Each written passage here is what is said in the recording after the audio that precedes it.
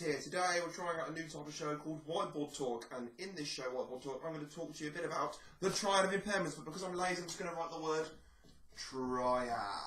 Okay, the triad of impairments essentially covers 3 areas that affect autism, although we know there's 4, but we're just going to talk about 3. And here it is, the triad, which is shown in a diagram. Oh, I'll do that one. So the triad, there we go. Huzzah, lovely. A triangle. At the top of the triangle we have a thing called social, which affects us, our ability to make friends, play nicely and blah-de-blah-de-blah, and all the things that we do when we are spending time with other people. While we're spending time with people, we have to do something called communicating. So then we'll have communication. So communication, that can be verbal to non-verbal communication. Then we move on to the other one, which does sometimes confuse people, which is imagination. Imagination. What? People with autism can create things, all sorts of things, can't they? Why does imagination have to be on there? Well, today is what we're talking about, so let me just clear the board for you. Imagination. How does imagination affect autism, or how is autism affecting your imagination? I'll tell you. People with autism have a thing called a routine. Yeah? Hooray, we love a routine. Woo-woo! But a routine, for example, could be like you wake up at 7:30. Yeah, you wake up. Yeah, you wake up. And then 7:45, food. Yeah, so your breakfast.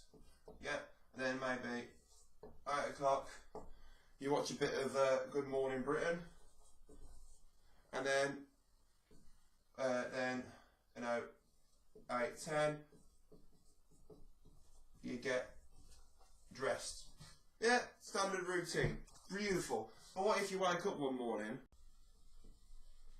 and the food you like's gone, and there's a big fat gaping hole and your brain just goes like this all over everything and just poos on everything and then just makes you scream and go ah, and then you have to erase everything that you knew about the routine and start again because you can't imagine anything else. So your routine goes wrong. So your routine goes wrong, yeah?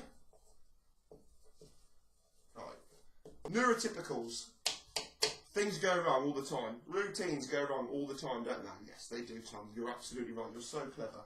And essentially what's going wrong here in the brain is that as a neurotypical, you can imagine other things that could happen. So like if something went wrong, you could imagine what you could do instead. So for example, in the morning, neurotypical, you wanted shreddies, yeah, for breakfast, yeah.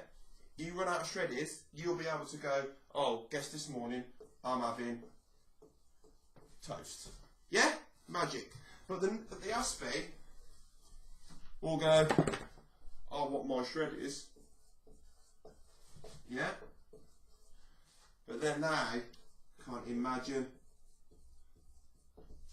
what else they could do.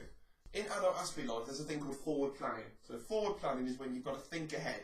So you've got to do something.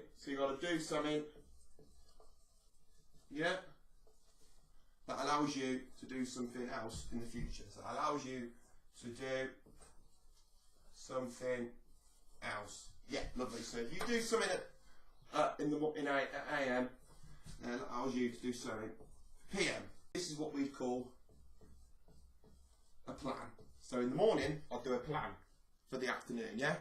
And then the afternoon, because I've planned it, I'll just do it, yeah? Right, lovely. Part of that plan is an Aspie's worst nightmare in adult life. It's not really a nightmare in most adult life, but it's a nightmare for me, because part of that plan is me asking someone to do something. So part of the plan, is, for example, I'm having a party in mine, so as it's at my house, I say, I've got loads of food. So I've sorted food, yeah? Food and some drink. Some drink. Another guy goes, I'll bring a FIFA. So he's bringing FIFA. We want a FIFA tournament with beer. But my other mate is the one who's got to bring the extra controllers. Yeah? So my plan for the evening is in the morning, so at 8 AM, I have arranged these things to happen. So me, as the person planning, I've organised it. So I've told these people. So I've told the people what they're doing. I'm bringing the food and the drink because it's at my house. Yeah, me. Friend number 2. Person number 2 is bringing FIFA. Person number 3 is bringing the extra controllers. But because I'm autistic, this is exactly what we're doing that night. We are drinking, we are eating, and we are playing FIFA. We are doing nothing else because I'm autistic and this is my house, and that is what we do. So, ding, dong, at the door. Yeah, ding dong at the door. Mate number 2 comes in with FIFA. Hooray, hooray, hooray. We are very happy. Friend number 3 comes in with no controllers.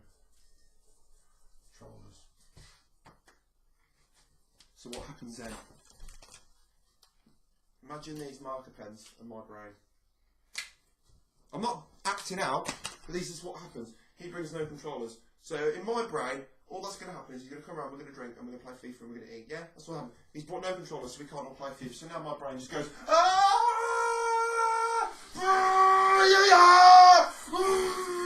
As you know, people with autism have a thing called tunnel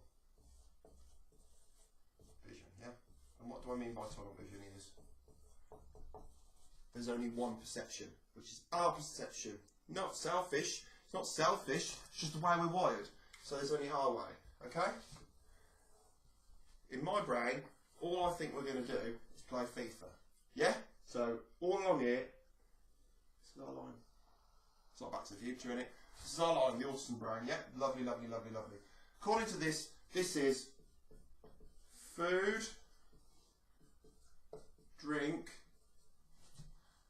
and FIFA. Yeah? All night. So we're going to drink, eat, and play FIFA. We need 4 things for that. We need the food, drink, FIFA, and the controllers. My idiot friend doesn't bring the controllers. Now, neurotypical brain would see that and go, never mind, let's do something else. So their brain could get the concept of going like that. Yeah, so their brain goes, oh, no controllers, let's do some, there we go, let's do something else, not a problem, not a care in the world. Doesn't matter, does it? Autism brain, this is what happens. Why don't you bring the controllers, Mr. Fred? I told you we need to bring the controllers. It's exactly what I said. This is why I get annoyed with you. I asked you to do one thing, you didn't do it. I can't believe this. I just forget it. All of you go. Go home, forget it, go. Just go. Ah! Get out! Now, sorry, Mr. Fred. See, my vestibular senses are terrible. This is another one for vestibular. It's just clumsiness. Imagination. Someone with autism has a plan. So their plan is food, drink, FIFA. Yeah, that's it. They need the controllers, the game, and the food and the drink. Okay, food, drink, the FIFA's done. The person with autism has theory of mind. Their theory of mind concept is that they've got the food and the drink, the other one's got FIFA. Why hasn't he got the controller? If I can get that stuff, why hasn't he got the stuff? It's ridiculous. That's the way it works in the brain. If I've done it, why can't you? That's why he's annoyed as well. Because he can't imagine his perspective. Another one, perspective. We can't imagine other people's perspectives, so we can't imagine why he would forget the controllers because we remember the food and the drink and he remembered the FIFA. A good little reminder with autism is our brains are so strange and so different and so wonderful. There is no plan B. Because we can't imagine the plan B. Thank you so much for your taking this time and effort to watch this. I apologise if it doesn't make any sense. This is a pilot episode. I really hope you like it. If you like this style of video and it all works nicely, let me know and I'll do more. If it doesn't, tell me and it probably won't happen again. Or, knowing me, I'll be like, no, I'm doing it again and I'll find a way to make it work. But anyway, thank you so much for supporting me and liking the page. I will speak to you all in the next video and bye!